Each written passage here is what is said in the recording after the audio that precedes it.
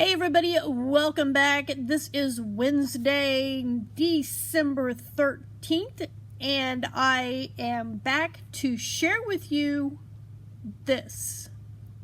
Make sure you watch until the end of this video because I'm going to reveal a finished product. But before we show you this, I want to share with you a little bit about the process of doing this. Hey everybody, just a real quick video here to let you know that I have finished the bag part. I have started marking off my coordinates, like this is about the middle, this is the where the feet will go, and this is where the top of the head will go. This is, get this stretched out here, that is right about 11 inches, as you can see, from 2 to 12, so that makes it 11 inches tall.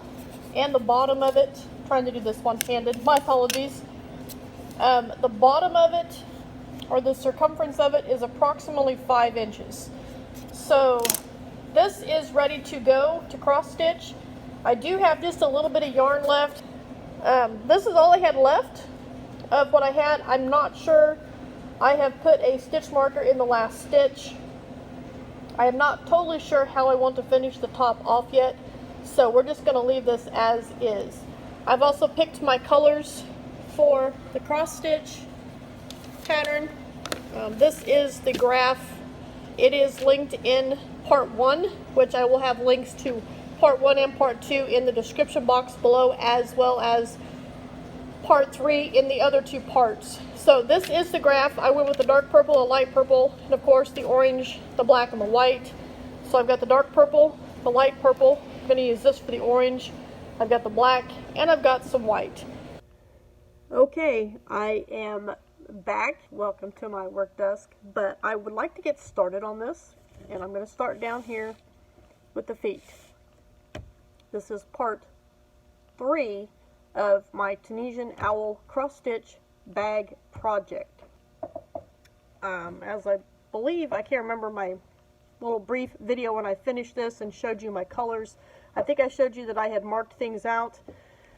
Well, I've sat here and I did a little bit. I didn't actually cross stitch anything because I wanted to do the first stitch with you guys, but I believe right here is where I should do my first stitch, because one skip, one, and then skip.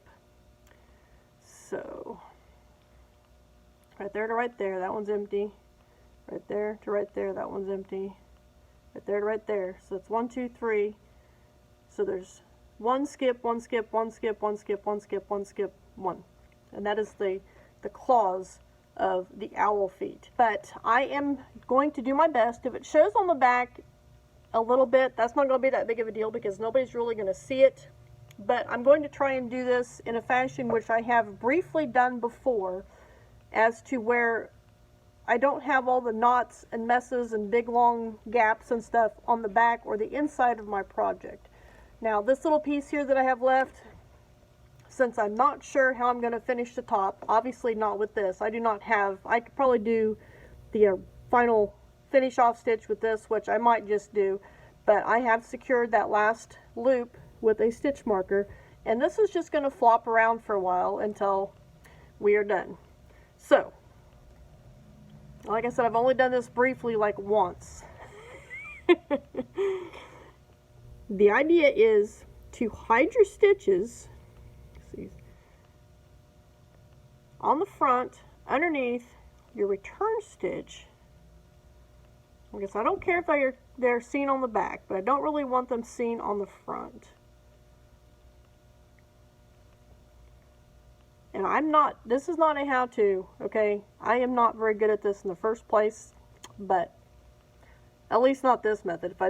If I did it where I didn't really care with the things on the back, but being this is going to be a bag, then I don't really want a bunch of extra loops and stuff on the back side of it to get in the way. You can't really see what I'm doing. I'm trying to pull this through the return stitch, and then we're going to cross stitch over this through the return stitch, and that should hold it in place.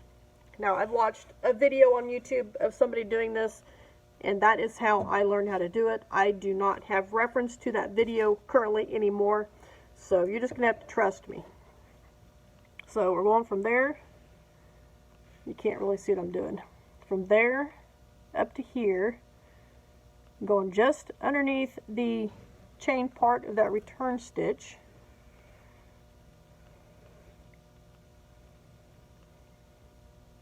Nope, that's not. Yeah, that looks like that's going to work.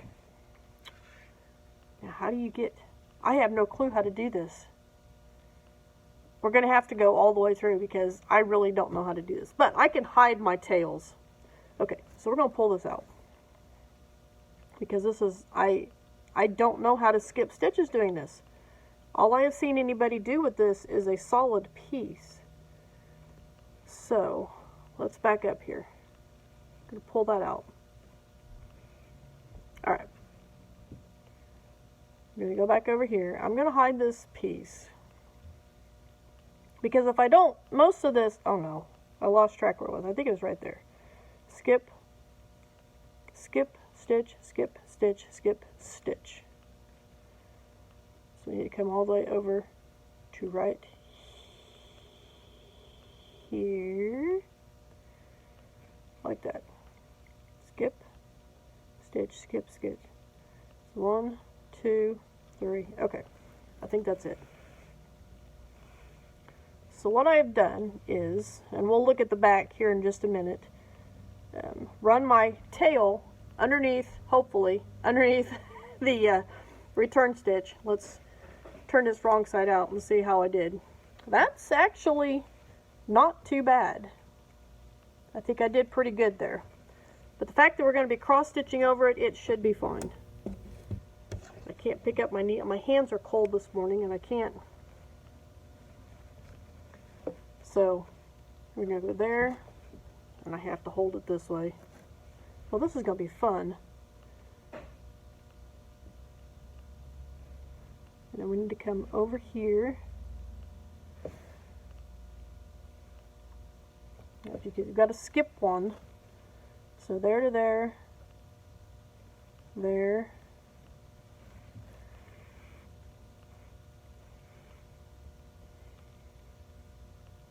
The first stitch, and then there to there,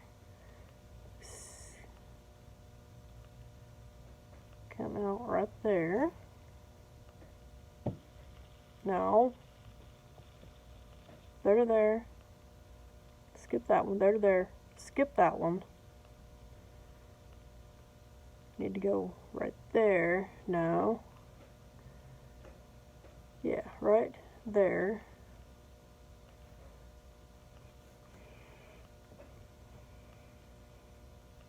On 2, and then right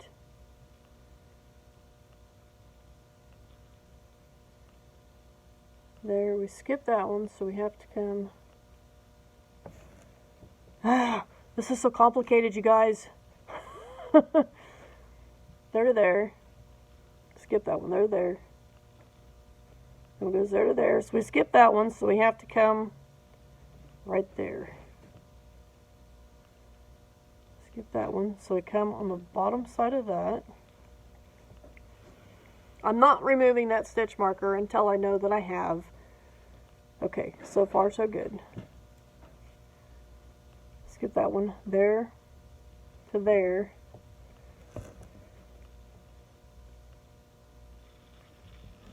We skip that one, so we have to come over here.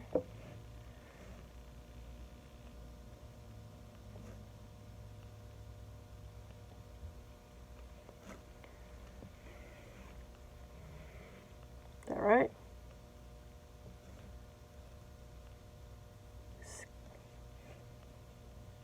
Skip that one, so there, skip that one, there. Instead of going to there, we would come over here. Whew, I'm a little nervous. Did I get it? I got one more to go. There to there. skip that one. It would come over here. Oh my word. The rest of it shouldn't be this difficult, I promise. I'm always nervous when I first start. Oh my goodness.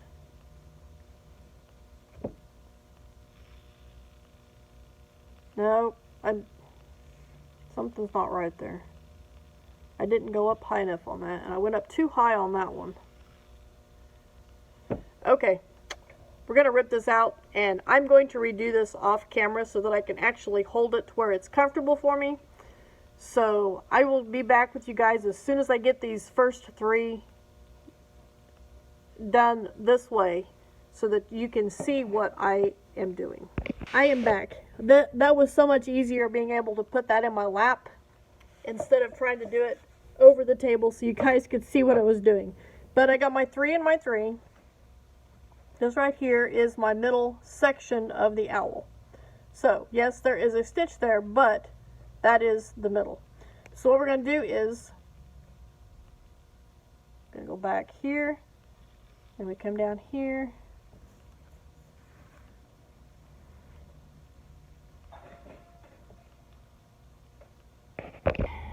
Let's do this. We can do this.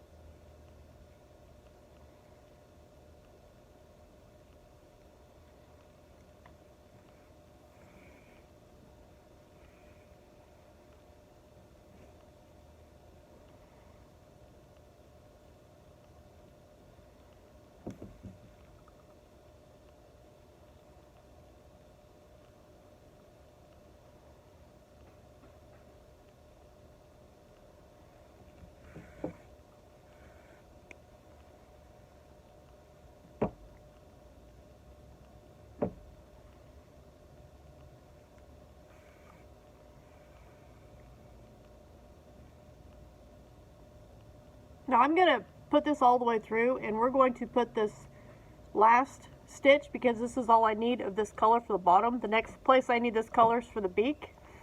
So what I'm going to do is I'm just going to go ahead and push this all the way through, and I'm going to run this one through on the back side. So there is my starting little thingies. Oh no, I have more to do. Crumb. Because there's 3 and 3 left. Yeah, no, we gotta take that out. Plan B. But anyway, once I get those other 3 done, because there's 3 here and 3 here, I will run this to the back and then conceal that on the back side of my project in the return stitch. So I'm going to really leave off here for now. Alright y'all, now that you've seen all the pain and torment that I went through on that first little bit of the feet of this owl, I estimate that total, because I didn't write down my actual time, but knowing about how long it took me to do the actual bag itself, plus the amount of cross stitch, I estimate that I have between 8 and 10 hours of work into this project. So, without further ado, I'm going to undo the top here. I really love this stitch, by the way, on the top. It's really awesome. We'll put these in the middle so that you can see the finished cross stitch pattern. Here is my owl bag. That turned out so amazing. I am like in shock at how good this turned out. It is, I don't know. It's like, wow, y'all. I am like, wow, y'all. It looks so good. For the inside, like I told you, I did this to where I did not have any strings or anything or knots, because this is it is obviously a bag to be used for dice or a purse or a project bag or whatever somebody wants to use it for. But here's the inside. There are a few areas where obviously I crossed a few, sections that were fairly small. I tried to do here in the middle. When I went from here to here, I did put the yarn underneath the pink. So, and I got a little bit here. gonna have to trim that off. A little strand there. But that's not that big of a deal. That's just where I, you know, started my stuff. But anyway, there's the inside of the bag. It actually looks quite professional. I am proud of the way this looks. Oh goodness, y'all. This is like, wow. I am wowed. The stitch that I did for the top, I just did a half double crochet, chain one, like 3 half doubles crochets, and then chain one, which I skipped a stitch, and I did that all the way around. So the drawstring is actually woven in between 3 half double crochets in and out. And I chained 100 with both strands of yarn with an eye hook to get the drawstring. And for the top, this is called the candy cane stitch. I didn't know if I was going to be able to pull it off, but I did. And I absolutely love the way this bag turned out. I will put a link to that candy cane stitch down in the description box below for you guys if you want to check that out. But here is the finished bag. Let me tie this and kind of fluff it out so it'll stand up. But here is the finished bag, which was my project for December for myself. Now give me a little bit and we will be back. I can't puff it out, but it will stand up. Give me a little bit and we will be back with doing cross stitch on Tunisian Crochet. Now that I've decided and figured out that I can do this without leaving a big huge mess on the back, I can see more in my future other than making like pot holders and something with a panel on the back. I hope you guys enjoyed this project. I definitely enjoyed making this project. I'm not sure the future of this bag. No, it is currently not for sale. But maybe someday it might be a fair project, or I might decide to sell it in the near future. Who knows? But anyway, I want to thank you guys for joining me. I'm going to get busy on some stocking hats, and I will probably show those to you next week because it is moving into the busy part of my week, and I might not have a chance to make any more videos until next week. So you guys have a good one, and I will see you soon in my next video.